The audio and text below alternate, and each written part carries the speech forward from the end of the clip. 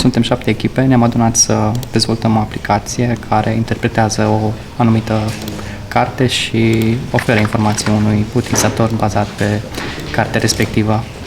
Ne-am adunat mulți aici și ne-am adus lucrurile de acasă, laptopuri, monitoare, calculatoare și încercăm să dezvoltăm în 24 de ore o aplicație care să aducă un beneficiu, să aducă o soluție fezabilă a problemei pe care încercăm să o rezolvăm.